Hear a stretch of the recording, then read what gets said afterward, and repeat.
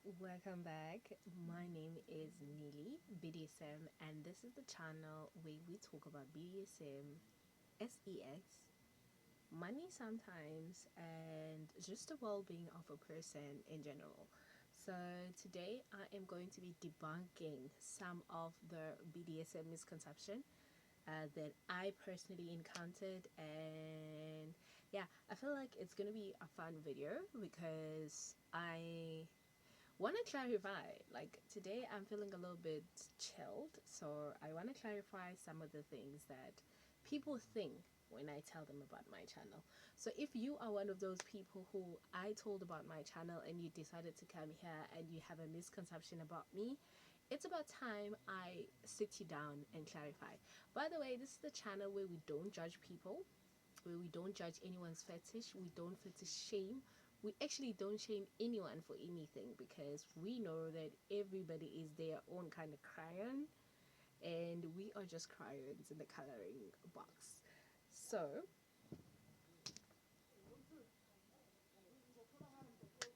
yeah, let's debunk some of the things that people think about people in like the BDSM community. Okay, so I wrote my most common ones down and I am going to be reading from a piece of paper.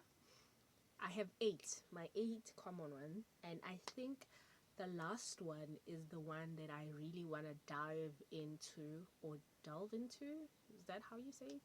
English is my second language, by the way. I want to delve into and explain a whole lot further. But yeah, my third one is like my most favorite one because I feel like a lot of people get this misconception and they are afraid to tell people because they are afraid of being labeled this. Okay, so the first one is this is my mom's favorite. Like this is my mom's favorite. If I show her anything that's remotely closer to BDSM, she says this: BDSM is demonic. If you grow up in an African household,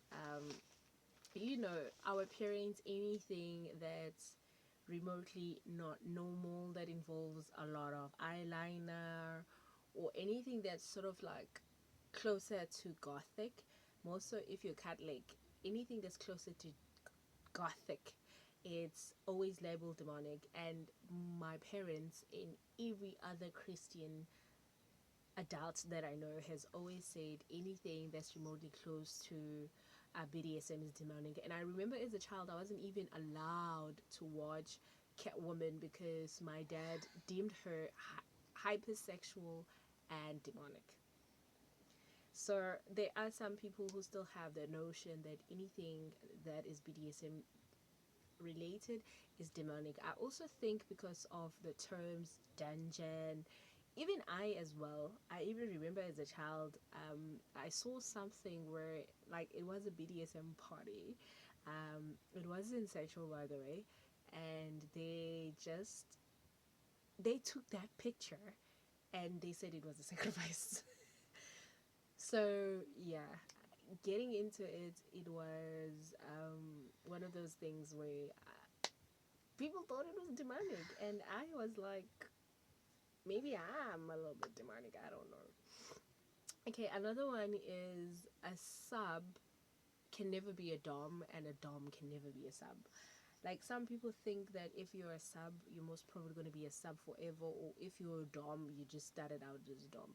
Majority of doms started as subs and majority of subs end up as doms.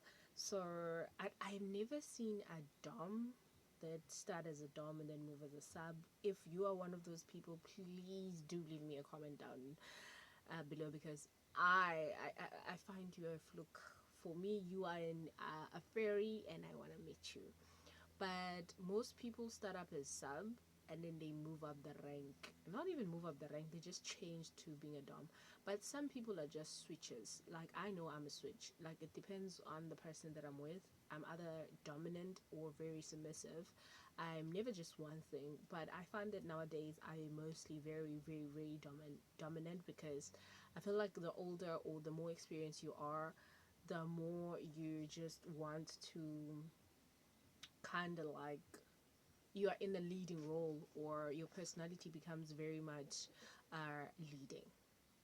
But yeah, that's a misconception of thinking that subs can never be doms and doms can never be subs.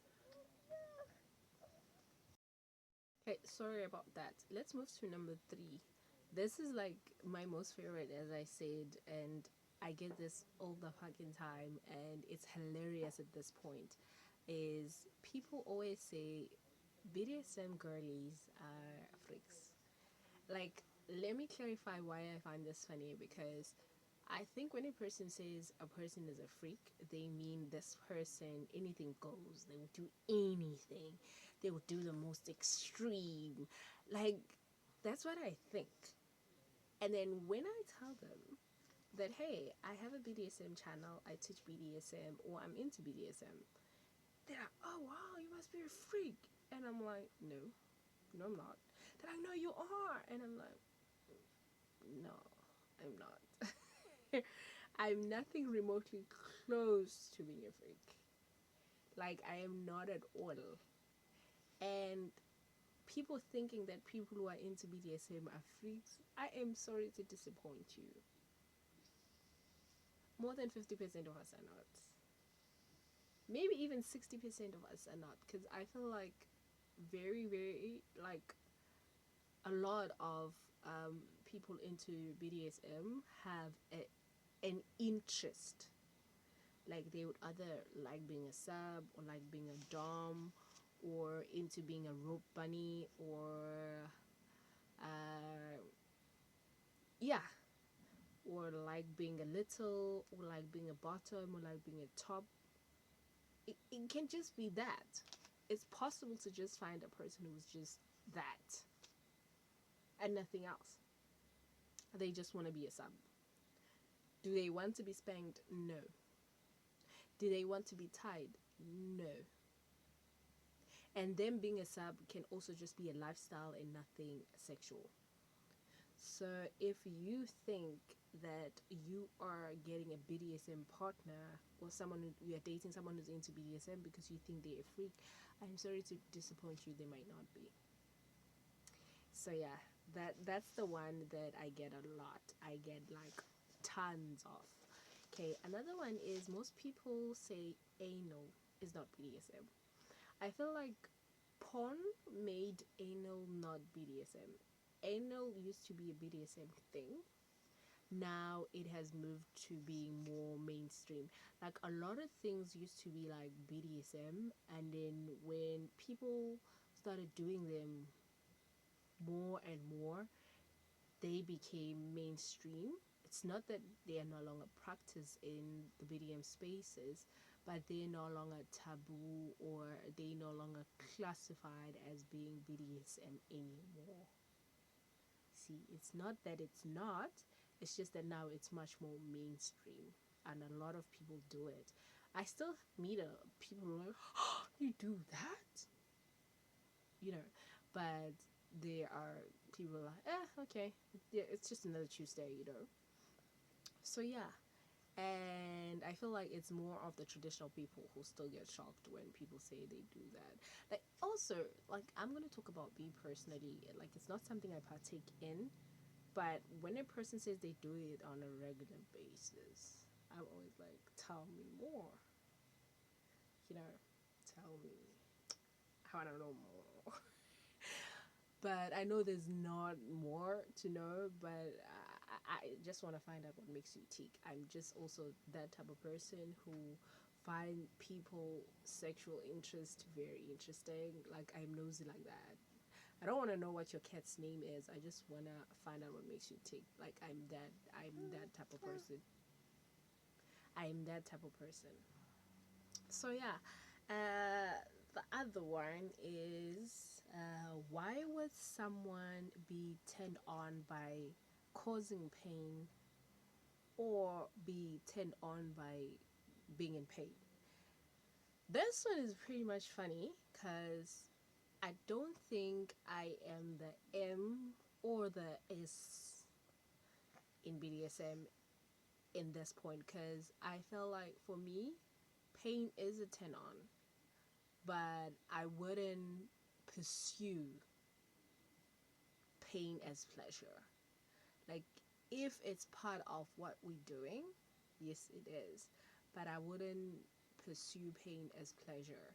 Like, uh, so some people are asking, why would this be turned on? Like, why do you get turned on by seeing someone naked? Because there are people who don't get turned on by seeing someone naked.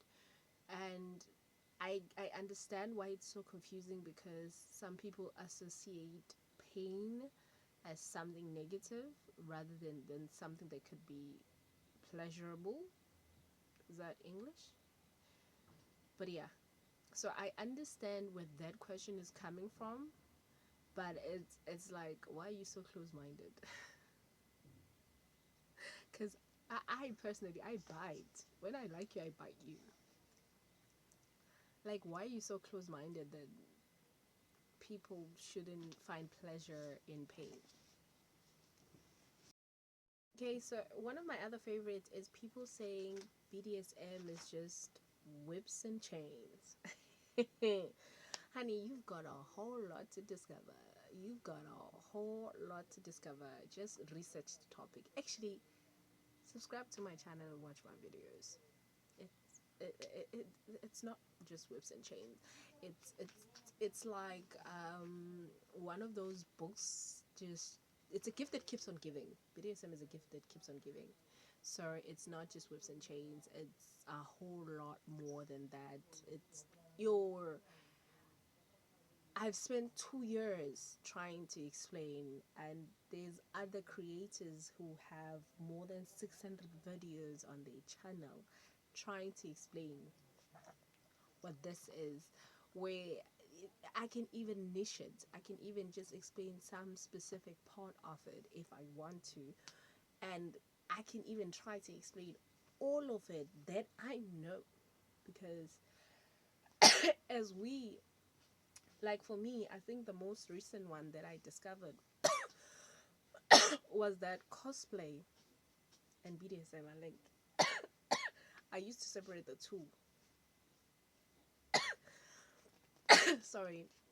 You know, anime, cosplay, and BDSM. There are some people who link it. So if you think it's just whips and chains, honey, you're behind the syllabus. That's what I'm just gonna tell you. You are behind the syllabus. You are late in class. You did not attend all of your classes. So yeah. Okay, so another one that people think is that BDSM is latex, black and red. Ah! How my autism gets triggered every time I see latex, and I don't think I would ever include myself in anything that involves. So yeah, as I was saying, my autism used to get triggered by seeing latex. Like, if I really thought it was all just latex, red and black, and I don't even like the color red. That's maroon. That's not red. That's maroon.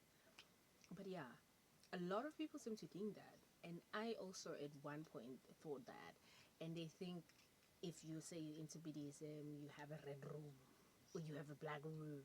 You know, Christian Grey type of thing. I feel like Christian Grey like did a whole lot of miss, or is it disservice? Yeah, disservice to the whole genre of BDSM, because there's a lot of things that we have to re-explain because of 50 Shades of Grey.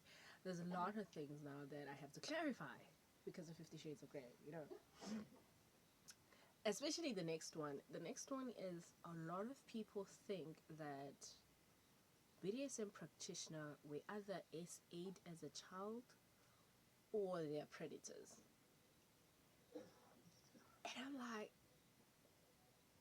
uh, but like, why would you think someone who went through that traumatic experience would want to relive it? Also, do you think anything that shows BDSM is SA.